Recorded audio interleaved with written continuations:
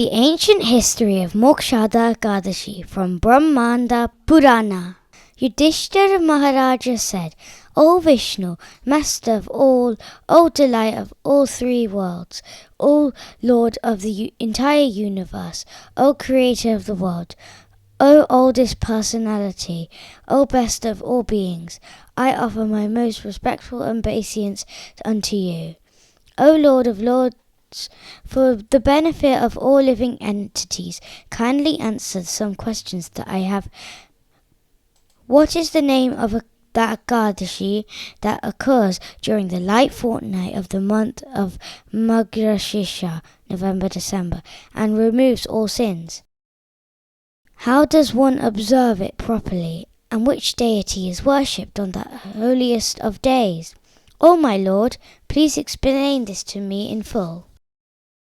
Lord Sri Krishna replied, O dear Yudhishthira, your inquiry is very auspicious in itself, and will bring you fame. Just as I previously explained to you about the dearest Uttapana Mahadwadashi, which occurs during the dark part of the month of Mokshada, which is the day when Ekadashi Devi appeared from my body to kill the demon Mura, and which benefits everything animate and inanimate in the three worlds. So I shall now relate to you regarding this Ekadashi that occurs during the light part of the month of Margashirsha. This Ekadashi is famous as Mokshada because it purifies the faithful devotee of all sinful reactions and bestows a liberation upon him. The worshipful deity of this all-auspicious day is Lord Damodar. With full attention, one should worship him with incense, a ghee lamp, fragrant flowers, and tulsi manjaris. O best of saintly kings, please listen as I narrate you to the ancient and auspicious history of this wonderful Ekadashi. Simply by hearing this history, one can attain the merit earned by performing a horse sacrifice. By the influence of this merit, one's forefathers, mothers, sons, and other relatives who have gone to hell can turn around and go to the heavenly kingdom. For this reason alone, O King, you should listen with rapt attention to this narration. There once was a beautiful city named Nagar, which was decorated with devoted Vaishnavas. They were the best of saintly kings. Maharaj Vaikhanasa ruled over his subjects as if they were his very own dear sons and daughters. The Brahmins in that capital city were all expert in 4 kinds of Vedic knowledge. The king, while ruling properly, had a dream one night which his father was seen to be suffering the pangs of hellish torture in one of the hellish planets ruled over by the Yamaraj. The king was overwhelmed with compassion for his father and shed tears. The next morning, Maharaj Vaikhanasa described what he had seen in his dream to his council of twice-born learned Brahmins. O Brahmanas, the king addressed them, in a dream last night I saw my father suffering on a hellish planet. He was crying out in anguish, O son, please deliver me from this torment of this hellish condition. Now I have no peace in my mind, and even this beautiful kingdom has become unbearable to me. Not even my horses, elephants, and chariots, and my vast wealth in my treasury that formerly brought so much pleasure gives me no pleasure at all. Everything, O best of the Brahmins, even my own wife and sons, have become a source of unhappiness since I beheld my father suffering the tortures of that hellish condition. So, where can I go, and what can I do, O Brahmins, to alleviate this misery? My body is burning with fear and sorrow. Please tell me what kind of charity, what mode of fasting, what austerity, or what deep meditation and service upon which deity I may have to perform to deliver my father from the agony and bestow upon liberation upon my forefathers. O best among the Brahmins, what is the use of one's being a powerful son if one's father must suffer on a hellish planet? Truly, a son's life is utterly useless to him and his forefathers. The twice-born Brahmans replied, O king, in the mountainous forest, not far from here, there is the ashram where a great saint, Bhagavata Muni, resides.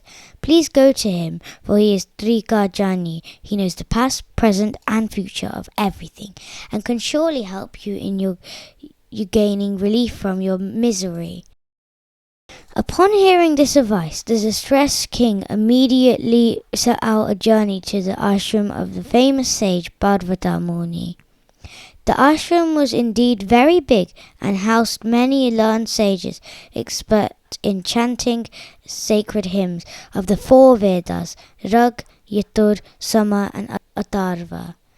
Approaching the holy ashram, the king beheld Bhagavata Muni seated among the assembly of sages, adorned with hundreds of tilaks from the authorized sampradas, like another Brahma or Vyas. Maharaj Vaikhanasa offered his humble obeisances to the Muni, bowing his head and then prostrating his entire body before him. After the king had seated himself among the assembly, Bhagavata Muni asked him about the welfare of the 7 limbs of his extensive kingdom: his ministers, his treasury, his military forces, his allies, the Brahmins, the sacrificial offerings performed, and the needs of his subjects. The Muni also asked him if his kingdom was free of troubles, and whether everybody was peaceful, happy, and satisfied. To these inquiries the king replied, By your mercy, O glorious and great sage, all 7 limbs of my kingdom are doing very well. Yet there is a problem that has recently arisen, and to solve it I have come to you, O Brahmana, for your expert help and guidance. Then Bhagavata Muni, the best of all sages, closed his eyes and meditated on the king's past, present, and future. After a few moments he opened his eyes and said, Your father is suffering the results of committing a great sin, and I have discovered what it is. In his previous life, he quarreled with his wife and forcibly enjoyed his sexuality during her menstrual period.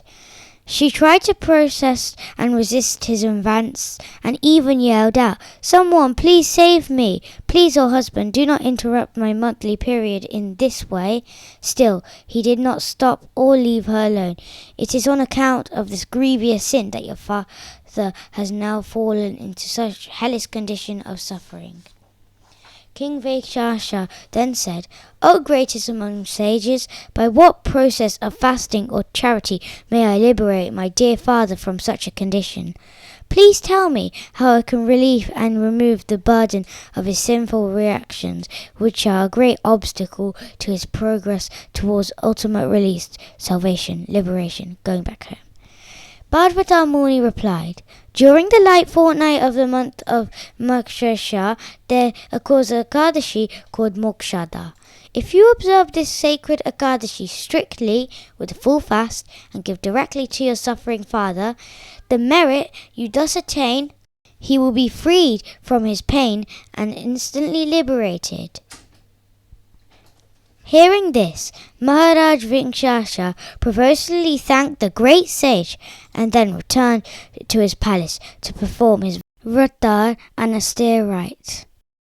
O Yudhishthira, when the light part of the month of Mokshada at last arrived, Maharaj Vaikhanasa faithfully waited for the Ekadashi Tithi to arrive.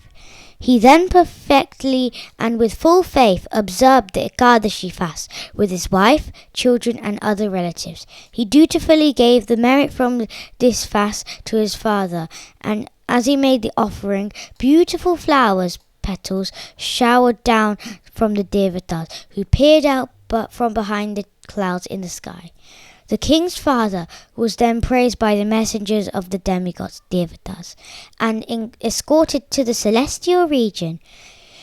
As he passed his son, he traversed the lower to middle to higher planets. The father said to the king, My dear son, all auspiciousness unto you. At last he reached the heavenly realm, for where he could again with his newly acquired merit, performed devotional service to Krishna or Vishnu, and in due course returned back to home, back to Godhead. O son of Pandu, who ever so strictly observes the sacred Mokshada Ekadasi, following the established rules and regulations, achieves full and perfect liberation after death. There is no better fasting day than this Ekadashi of the light fortnight of the month of Mokshada, O the Yudhishthira, for it is a crystal clear and sinless day. Whoever faithfully observes this Ekadashi fast, which is like Chintamani, a gem that yields all desires, obtains special merit that is very hard to calculate, for this day can elevate one from hellish life to the heavenly planets. And for one who observes Ekadashi for his own spiritual benefit, this elevates one to go back to Godhead. Thus ends the narration of the glories of Mokshada Shukla Ekadashi or Mokshada Ekadashi from the Brahmanda Purana. Make sure to like and subscribe to the channel. Bye.